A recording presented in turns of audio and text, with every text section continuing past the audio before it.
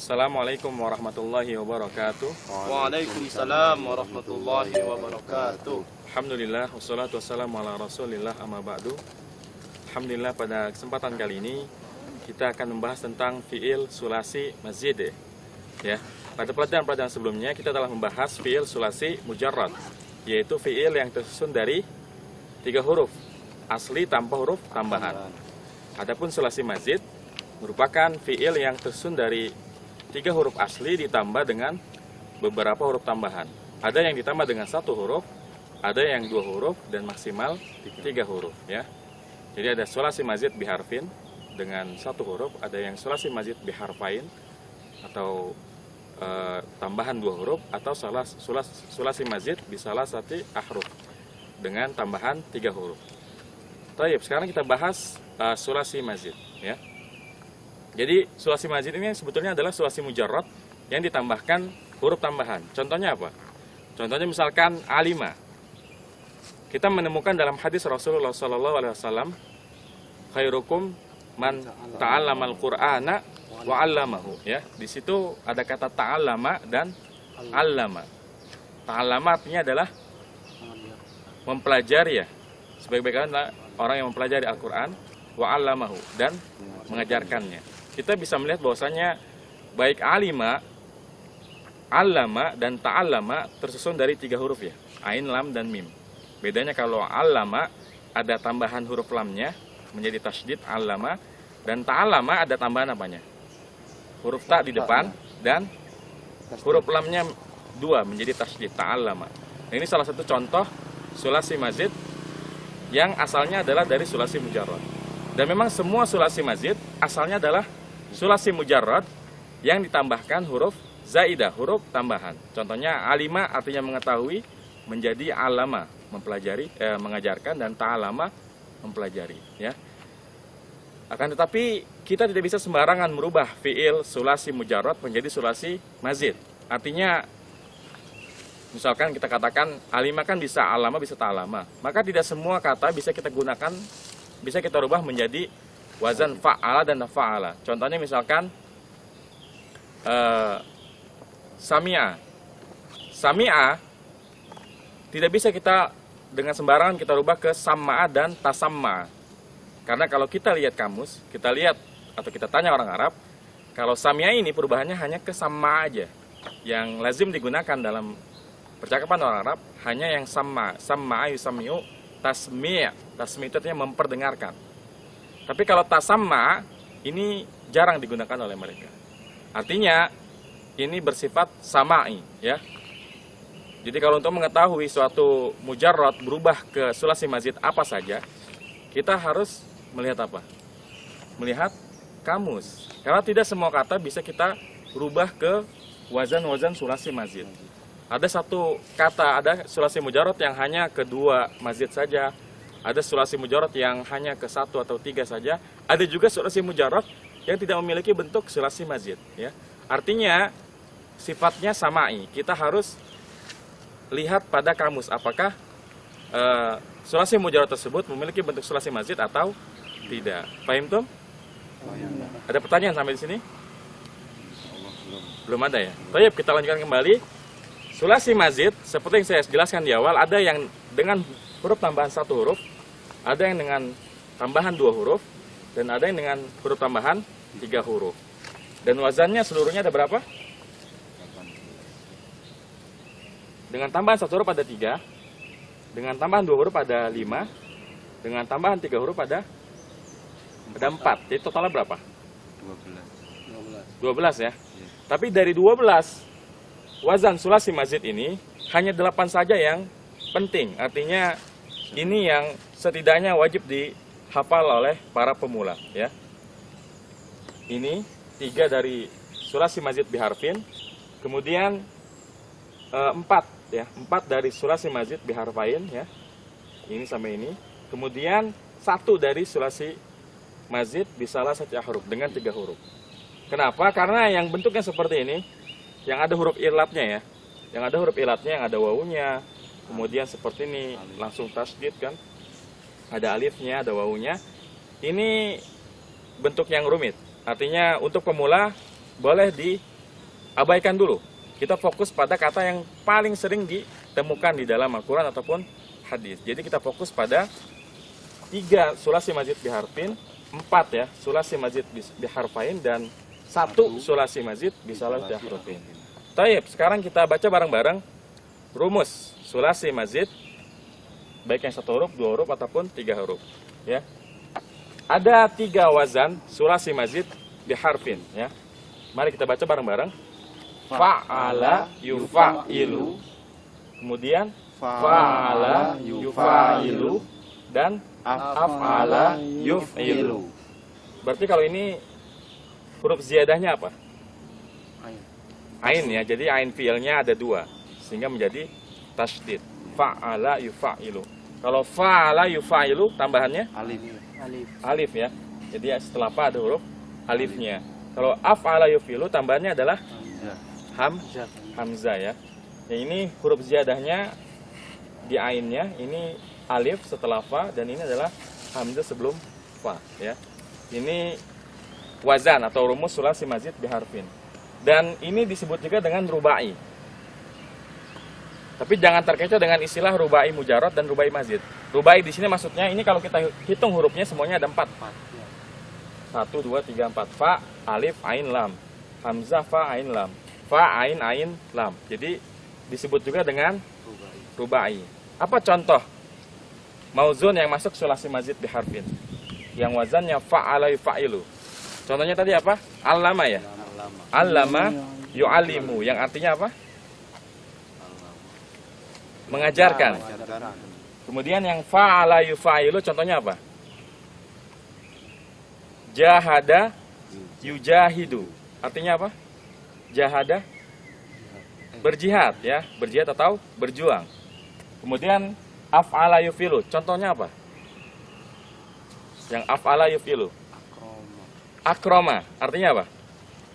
Kalau karuma artinya telah mulia, kalau akroma memuliakan. Memuliakan ya. Akroma yukrimu. Dan memang salah satu fungsi dari sulasi mazid adalah merubah satu fi'il yang awalnya lazim menjadi muta'addi ya. Fi'il yang awalnya tidak butuh objek menjadi butuh objek. Contohnya tadi ya, karuma menjadi akroma. Mulia menjadi memuliakan. Kalau mulia ini lazim. Tapi kalau memuliakan muta'addi ya. Seperti itu. Sebetulnya setiap wazan ini ada kecenderungannya ya, kecenderungannya. Seperti fa'ala yufa'ilu, kecenderungannya adalah untuk perbuatan yang diulang-ulang ya. Kalau qata'a itu memotong, maka qata'a itu memotong-motong ya. Jadi wazan fa'ala yufa'ilu umumnya yang masuk wazan ini untuk perbuatan yang diulang-ulang. Jadi kalau qata'a memotong, qata'a memotong-motong ya. Kemudian fa'ala yufa'ilu, nah ini umum ya. Banyak sekali perbedaan maknanya. Tapi kalau yang af'ala yuf'ilu banyak digunakan untuk merubah dari lazim ke muta'addi ya. Contohnya karuma. Karuma artinya apa? Mulia. Lazim ketika menjadi akroma memuliakan. Kemudian hasuna artinya apa? Baik, telah baik. Telah baik. Kemudian ahsana. Membaguskan. Ya, ini menjadi muta'addi dari sifat ya. Hasuna baik menjadi ahsana. Yuhsinu ihsanan. Ihsan artinya apa? Berbuat baik ya. Ya.